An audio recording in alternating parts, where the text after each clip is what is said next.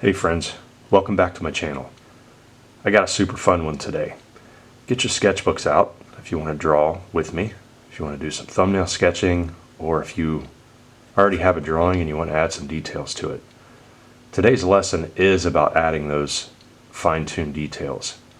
Now, I'm going to be doing ballpoint pen, so this entire serpent head is with ballpoint pen. This part's pretty much finished on the bottom jaw. I left some area open on the top here, and then you can see the details starting to get more scarce as I move down the neck, and eventually there's barely anything here except indication of scribbles. Okay, that was on purpose, as I'll show you how to fill in certain areas. Now, people have different styles when they draw. Some people like to jump into details right away, which I do not advocate for, but others, you'll get an outline and then you'll start to fill in. That's the way I do it. That's the way I've learned how to do it. And when I say fill in, I mean if we have an outline, so you can see the outline of the serpent's head here. If you're doing a creature, you're doing a prop, character, whatever. You start with details on the outside, and then you work your way into the inside. For me personally, I like to do the eyeball first if I'm doing a creature, because the emotion is set. I can see what kind of facial expressions they're going to have, what kind of look that they're going to give, whether or not it's towards an enemy, towards another creature, etc.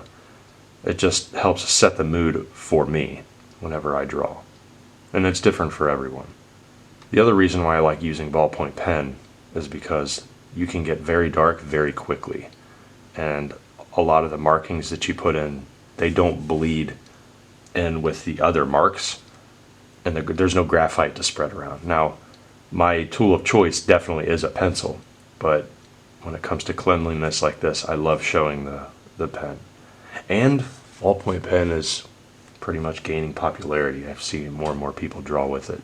So what I'm going to do is I'm just going to fill in this area over here on the serpent's fin that's growing out the side of his head. Whenever I draw with a pen, it's super light at first. There we go. I get asked quite often, how am I drawing so lightly, and then all of a sudden I'm getting darker and darker, and it's just like I don't push hard. I know it's a kind of a cheeky answer, but my pinky finger is guiding my entire palm. It's just at your angle you can't see it happening just because of the way I'm filming. But I'm not resting my entire palm on the page as much as people think.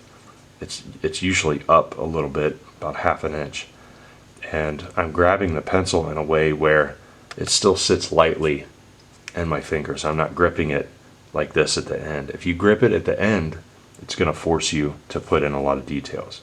Okay, so as far as references and what I used for this serpent head, I looked at snakes, I looked at iguanas, monitor lizards, Gila monsters, pretty much anything with a longer snout when it comes to lizards. And then that's about 50% of it. And then the other 50% is I just made it up. I made it up, but I'm making it believable because I'm paying attention to the little areas where anatomy definitely needs to look believable. For example, the end of a jaw right here and the skin being pinched right at the neck, because that's what happens in nature. Just look at iguanas. Same thing happens with a monitor lizard if they turn their head, and you can definitely see it. All right, and then other areas such as where the ear hole is on lizards, what the membrane looks like separating the top and bottom jaw when they open their mouths, and then also this is more just fantastical creation where you have teeth coming out of the jaw on dragons and monsters and such with video games where there's no lip. You just draw the tooth coming straight out of it. You see it a lot in movies like Peter Jackson's King Kong, where you see the T-Rex. I call him Snaggletooth. Those of you that have seen it, you know, with Naomi Watts and Adrian Brody, Jack Black, that King Kong came out in 2005, I believe, 2006, somewhere around there. The T-Rex in there has teeth, but there are no lips on it. And I know that's a huge argument now among the young paleontologists of the world about whether or not dinosaurs had lips or not. It's so much fun to read those comments. But anyway, I'm building up my pen strokes very lightly. So as I've been talking, you can see this area slowly start to fill up like this. Now I'm adding in the ribbing, followed by the very thick skin separating each ribbing. Here's the thing though, I don't want to outline each rib in here. You're probably wondering, what do you mean rib? Is that where it breathes? Like, no, this is just a fin because this is more of an aquatic serpent. You don't want to outline it because then it looks too cartoony. So that's another thing that I want to mention. I get asked quite often, how do I transition from cartoony sketches to more realistic sketches because my stuff still looks cartoony? How can you help me? And the answer is, you have to let yourself make more subtle changes in the edges of your characters and creatures so that you're not outlining as much. Cartoonists outline their drawings. So for example, the outline that I gave this one's okay because everything on the inside is realistic. If I were to outline everything in here, then it would be cartoony. And you can see it a lot in manga. Of course, manga is its own style too. But there's a lot of realism that happens in manga. But we won't get into that because their proportions aren't all that great. So now the wrinkles that are happening right here at the bottom of this fin, this is another point that you need to pay attention to with realism. So you can see how I'm just slowly starting to build up these wrinkles. See how light I'm being? But what happens is, as you start building up these lines, it forms its own texture. And then what you do is you take your ballpoint and you find the little crevices within those little marks. A lot of times the crevices just happen naturally. Whenever I drew this area right here with the skin and all the wrinkles, I wasn't thinking to myself, okay, I'm going to put one single wrinkle here and then, well, I got to put a thick one here. I'm like, no, it just happens naturally. So, let's focus on this area right here as it's coming into the neck. I'm going to look at the contours of the neck. It's going around like this. It's a cylindrical form. So that means that all of the skin is growing in that direction. Okay, now, point of realism. We have the fin, so the cartilage underneath the fin. It's attaching to the neck right here. So you can see the wrinkles moving downwards in a downward spiral. But we have the neck wrinkles that are coming in an upward spiral because that's the shape of the neck as it travels up into the back of the head. How do you make those meet? Well, that's where the realism comes in. So let's think about what happens in nature if you have two wrinkles meeting. There's typically going to be a set of smaller ones, and then all of a sudden when the skin meets, there's going to be one thick one that sits there because there's going to be an overlap. Okay, so maybe one or two that's going to overlap. Notice how I made this one a little darker. See how I'm just kind of lightly sketching on that wrinkle? If you're drawing a creature with me right now, think about how you can implement this technique in here. So that's how you meet two sets of wrinkles going in opposite directions. Try to be sporadic with the shapes of them too. Okay, another thing about drawing things realistically, like skin and scales, fur, it is orderly, but you still need to be asymmetrical with it. Try not to duplicate the exact same type of wrinkle over and over and over and over again. That's what makes your drawings boring.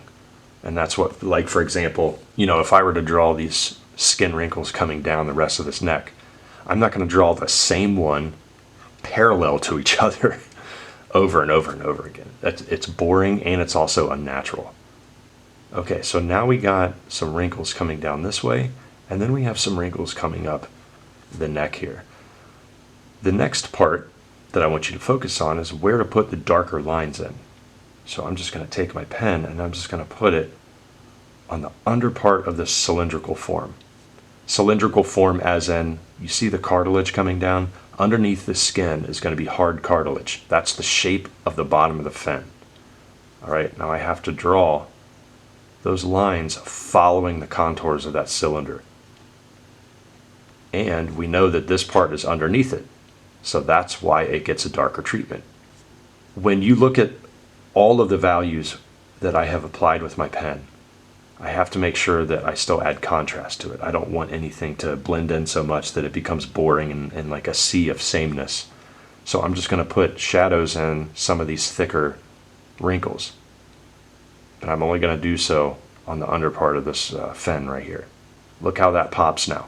So now I have a combination of lighter wrinkles and then a cylindrical form, and it looks like it's coming out nicely. So the reason why we've put a lot of emphasis on the wrinkles first, because if you're ever doing a creature that has a lot of little scales to it, so you can see the face up here and the head with a ton of little circles and little scale shapes, it's better to get the form down first and then think about texture being something that you paint on later. Okay, so for example, if you're a 3D artist, maybe you have Substance Painter or you're poly painting. Well, there's no point in poly painting unless you get the details on, or the form on first, and then you can put the smaller ones on. So the wrinkles are going to be larger in form than the scales. The scales should be the very, very last thing that you put on. So let's look around the skin to see where we can put some of the scales that would still make sense, because you don't want to force details on. You only allow details to enhance the design. Just remember that. So if you have a drawing where you're wanting to put in a lot of details and be like, oh man, that's going to look awesome there, think of if it really makes sense to do so. All right, so these wrinkles are so fine and so small that there's really no point for me to put in tiny little circles in an area that's already filled up by the skin. I could choose the thicker side right here and maybe indicate some scales. I've mentioned this before in one of my previous videos where I go over form and putting in details on top of form. And that is, if you're doing scales on a creature, they get tinier in areas of your creature that need to articulate the most and are most movable. What does that mean? The larger areas that don't move themselves get the larger scales. The joints and the skin around the joints that need to become malleable and move, those are the tinier parts. So for example, the eye area is going to move the most, therefore the scales are tinier. Just look at nature. You don't see huge scales next to eye sockets in any lizard. You see the bigger scales on the bigger parts of the body. The skin around the neck needs to be able to stretch and move because the head turns, it pivots, it tilts. So the scales need to be smaller so it's not as stiff. Same thing applies to doing creature work. So you can indicate where those scales are. Another reason why I love using ballpoint, because the lines are so skinny, and they can get skinny and I don't have to sharpen it. So I'm just indicating where some of these scales go. You can see it up here too. That's a larger fold, so you'll be able to see the scale in there. But let's fill this in. Like, what would I do for this? So let's think about that underlying structure first and how each of these ribs will attach. So again, I'm thinking of structure underneath this shape.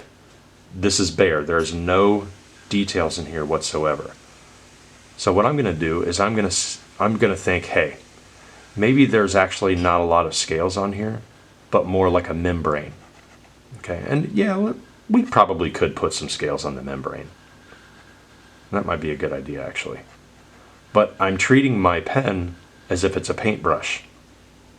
Okay, I don't want to think of the pen being some outlier, tool that I have to use. Like, oh, a pen is the only thing that's going to give me, this result. Pencils, pens, they're all paintbrushes. We're all painting here. Okay, so let's test this out. Let's see what happens. This area is full of a bunch of tiny little lightly placed lines. I'm going to put in some small circles very lightly, right like that. And then I'm just going to fade it off to the edge. So now we can try that technique on this part of the membrane. I'm actually liking just these tiny little scribbles more than putting in scales. So I'm just going to keep it like that, but I have to keep this part light. Notice how I'm not putting any tones in the ribs that are attaching to the larger part of the fen. I'm keeping the tone of the paper. And the lines moving back here are very light, very sketchy. We don't need anything too fancy.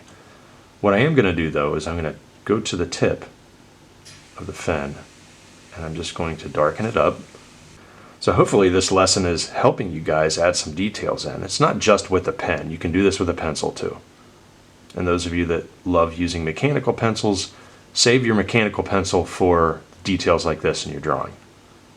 Because that's what they're made for. They're made for details, and you can get some really, really good ones with a mechanical pencil. Okay, so now, the next part of the lesson, we're going to add some color to it. Alright, so the next part is we're going to be adding some color to our sketch. Now, this requires a little bit more concentration only because you need to be 100% certain that the sketch that you have down is what you want to end up with. Okay, now, for me being a creature artist, I'm going to rely on earth tones to color, or for me to color my creatures with. And then if I want to get something very alien or very dark fantasy or whatever, I'm going to plan accordingly before I grab my colors. So the earth tones that I'm using, plus I have a little orange here. It's very, very simple, okay? We got like a forest green, we have this yellow that shows up on flowers and nature, and then we have this one too. So this one's called light yellow ochre. All right, so let's get to it. This is going directly over the ink. Also notice how I'm going over each body part, not caring that I'm crossing the lines. So for example, I just covered the bottom jaw and I went straight up into this fin. It doesn't matter because all of this is going to be unified at some point, and you're going to have what's called a local color.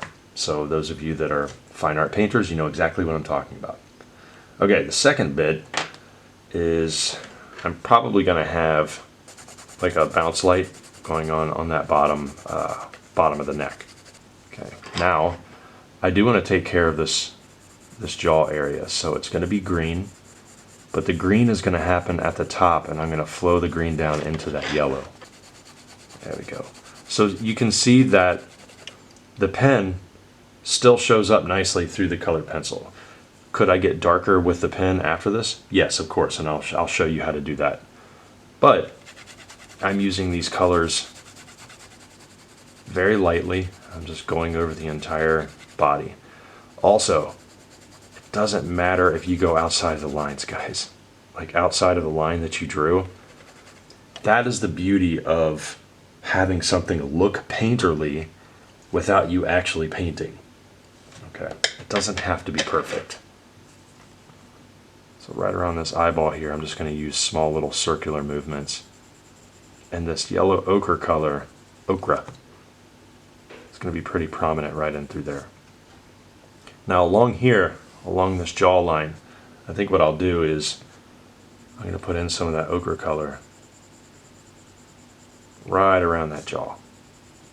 That's really going to show up. And then, because it's a serpent and probably tropical, I want to find an area where I can put a stronger color, and I think up here is going to work. I think my orange just broke. Look at that. Sure did. Okay, I just fixed it. There we go. Small, tiny little circles. There, that seems to work pretty nicely around there. And I think I'm going to put it up near the eye because there's still some white paper showing through. So I'm just going to indicate it with some of that color. And I could put the orange up here on the fin too. There we go. All the details are taken care of already. This is why I don't want you to add color unless you're absolutely certain that what you have down is what you want to end up with. Now I'm going to go back over this area, put in some brown. I'm not going to add much color after this. What I am going to do is I'm going to take my pen and then I'm going to go back over some of these little crevices that may have been lost because of the colored pencil. And watch how these pop. See that area? The reason I'm putting the darker crevices on this part of the jaw and nowhere else is because it is the closest to us. It's popping off. I'm trying to convey 3D here. Okay, I'm not going back into every single little scale because I don't want to do that. Definitely the ear hole. But what this does is it adds realism, it adds form, it adds depth. And these are finishing touches, so you shouldn't even be considering doing this until your drawing is 98% done. And of course I can make this flow into the rest of the sketch too, which I eventually will. But just to recap on what we went over today, adding wrinkles, thinking about form, having a light touch with a pen, and thinking about the direction in which skin grows on top of the form. So think about the underlying bone structure and the muscles and the bigger forms before anything else, because all of the details that you're going to put in will sit on top of those forms. But if the forms are not prominent and we can't see that skeletal structure come through your drawing, it's going to look flat, and it's also not going to look believable, and you're going to wonder why your creatures look stiff and the muscles look like blobs. You were just guessing where they go. There we go. Hopefully you liked today's lesson. This was a lot of fun. I think I'm going to color more of my ink stuff. That's today's lesson, folks. Hopefully you had fun. Comment below. Let me know what you're working on. Let me know if you tried this out.